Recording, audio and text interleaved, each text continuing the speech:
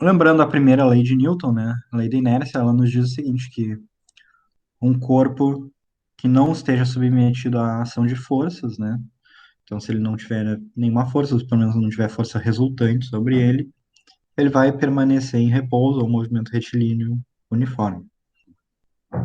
Então, num caso ideal, se a gente pudesse eliminar completamente o atrito, a gente tem aqui algum objeto, uma caixa, seja lá o que for, a gente põe uma velocidade inicial v0 nele, e hoje em dia é uma coisa que até, de certa maneira, é possível fazer em algumas situações, por exemplo, no espaço é possível chegar nessa condição quase ideal, né, de não existir atrito, a gente se colocar um objeto e notar que ele realmente continua andando em linha reta, sem mudar a sua velocidade.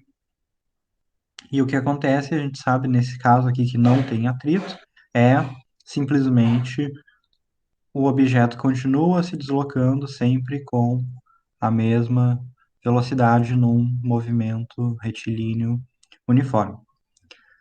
Agora, se a gente for fazer essa experiência na realidade aqui na Terra, a gente sempre tem algum atrito, pelo menos, né? Então, o que a gente observa quando existe atrito entre essas coisas aqui, e o atrito é uma coisa que a gente diz que existe entre objetos diferentes, entre superfícies diferentes, né? Uma propriedade basicamente superficial, né?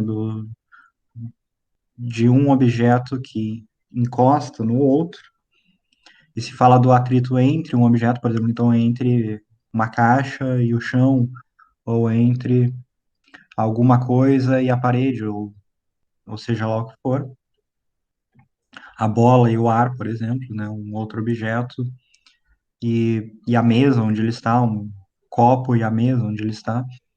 Então sempre se fala de atrito entre essas coisas, tá? Nunca o atrito é o atrito de alguma coisa, né? Então o atrito do chão, ou o atrito da mesa, ou o atrito de alguma coisa. É sempre o atrito entre a mesa e o chão, por exemplo. Então aqui a gente tem atrito entre essas superfícies, entre esses objetos. E aí o que a gente observa, se a gente tentar fazer esse mesmo experimento de simplesmente colocar um objeto inicialmente com alguma velocidade v0, então a gente vai lá e empurra, por exemplo, o objeto e depois deixa ele andar sozinho, que a gente vai perceber que ele não vai continuar andando sempre com a mesma velocidade. Que vai acontecer, ele vai diminuir a sua velocidade até chegar a um ponto em que ele para, ele atinge o repouso, né? E se houve mudança de velocidade, né? Então a gente tinha alguma velocidade maior que zero aqui, ela diminuiu, terminou a zero. Isso significa que existiu aceleração, né? Existiu uma aceleração oposta aqui ao deslocamento desse objeto. E se existe aceleração, a gente sabe que, de acordo com a segunda lei de Newton, né, existe força resultante. E a gente vai se perguntar, que força resultante pode ser essa? E a única coisa que pode estar atuando sobre esse objeto enquanto ele se desloca é o atrito, né? Então, nesse caso aqui, a gente diz que enquanto ele está se deslocando, existiu alguma força de atrito. E como essa força vinha desse deslocamento, desse deslizamento do objeto sobre a superfície, então é uma coisa que envolve movimento. Então, essa força de atrito aqui se chama força de atrito cinético, tá? Então, isso é uma coisa que a gente vai ver em mais detalhes. Depois a gente vai ter esses dois tipos, né? Que vai ser o atrito estático, quando tem repouso, essencialmente, e o atrito cinético, que é quando tem deslizamento de uma coisa sobre a outra. Agora, uma outra coisa que, uma outra coisa que pode acontecer em termos de atrito, né?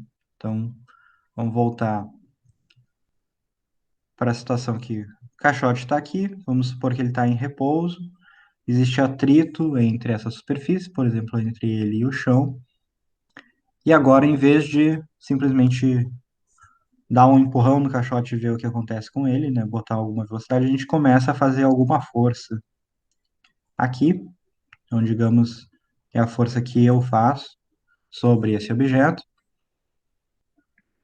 E se vocês tentam fazer isso na casa de vocês, por exemplo, começar a mover um móvel, por exemplo, um sofá, um guarda-roupa, um armário, uma geladeira, uma mesa, seja lá o que for. Se vocês começam aplicando só um pouco de força, né, de uma força de baixa intensidade, e vocês veem que esse objeto inicialmente ele não se move, tá? Então vocês estão fazendo força e ele não está se deslocando, ele fica ali e permanece parado. E aí o que que a gente sabe, né? De acordo com a segunda lei de Newton, se o objeto permanece em repouso, a soma das forças que atuam sobre ele, a resultante dela, tem que dar zero, né? Então, isso é o que nos diz a segunda lei de Newton. Se não existe aceleração, não existe força resultante. Força resultante, lembrando, é a soma de todas as forças que atuam sobre um mesmo objeto. E se a força resultante é nula, isso significa que a gente precisa que existam forças que se oponham exatamente, né? Portanto, se eu faço uma força para cá, deve existir alguma outra força para cá. E essa também é uma força de atrito. Só que agora, como não existe deslizamento, esse objeto está em repouso aqui, essa força de atrito vai ser chamada de força de atrito estático.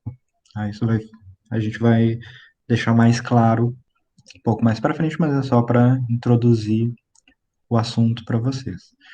E o que tem de especial nessa força, de importante, é que conforme eu aumento a força que eu faço, enquanto o objeto permanece em repouso, essa força aqui tem que ser exatamente oposta, ela tem que igualar a força que eu faço. Portanto, ela também está aumentando.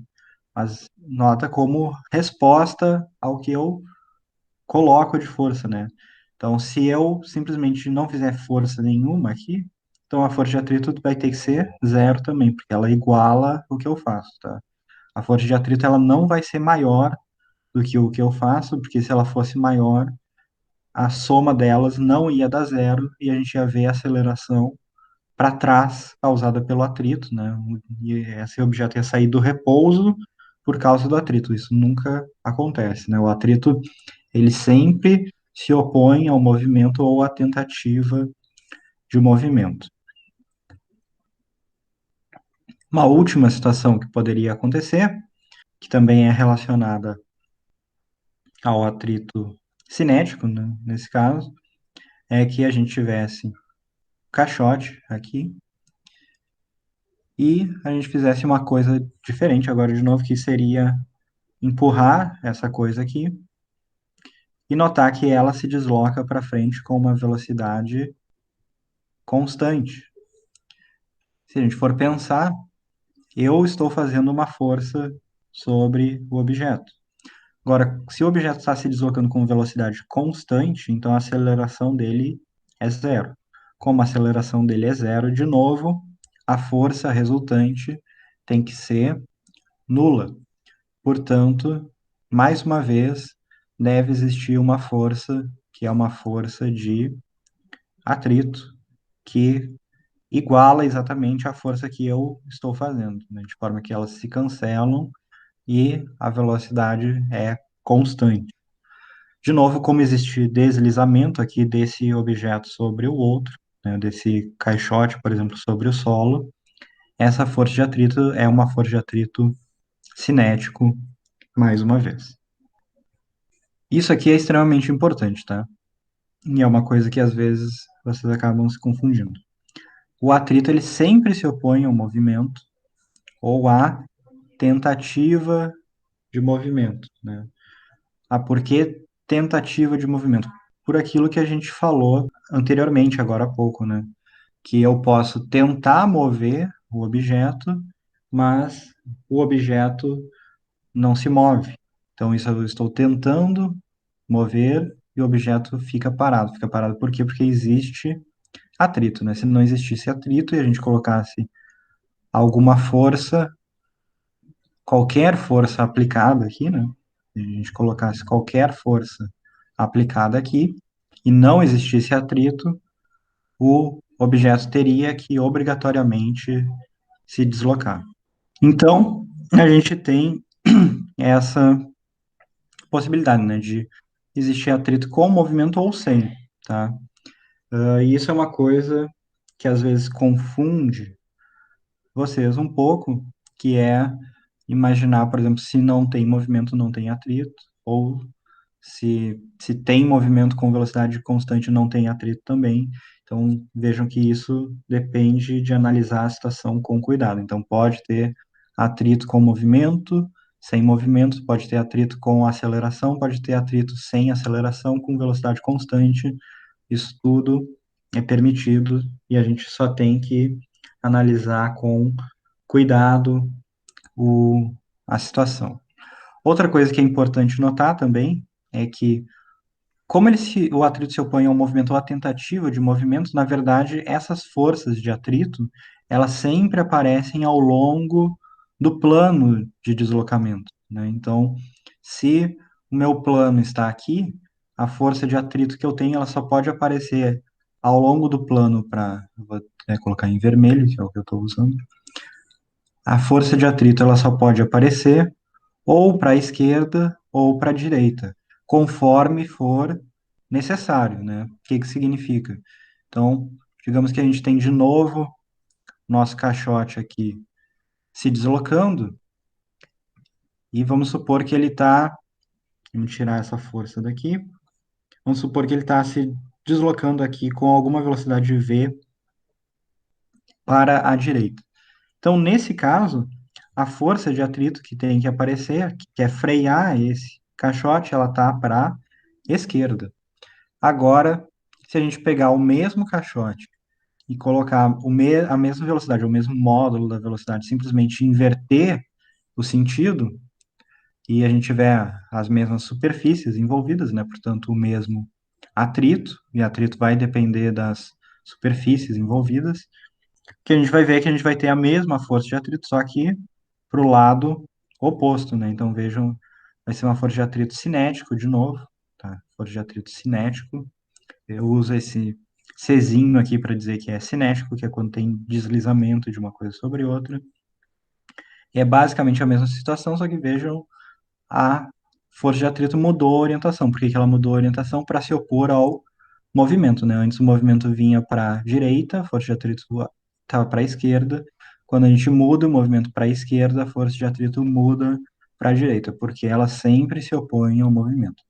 Seria a mesma coisa sobre a tentativa de movimento, né? Se eu estivesse empurrando essa coisa aqui, ela estivesse em repouso, por exemplo, eu estou tentando empurrar ela para a esquerda, a força de atrito está para a direita, eu estou tentando empurrar ela para a direita, a força de atrito fica para a esquerda, né? Porque ela sempre se opõe ao movimento. Ela nunca é causadora de movimento, nunca é iniciadora de um movimento, né? Se uma coisa está em repouso e existe atrito ali entre essas duas superfícies, a força de atrito ela nunca vai ser responsável por iniciar esse movimento. Ela sempre pode ser responsável por terminar o movimento, parar o movimento ou não permitir o início dele, mas nunca pelo início do movimento. Então, isso é uma coisa que é boa de cuidar quando se faz os exercícios, é qual foi o motivo de iniciar o movimento, por exemplo, se a gente estava em repouso e agora não está mais. Se a resposta for a força de atrito, então a coisa foi feita errado, né?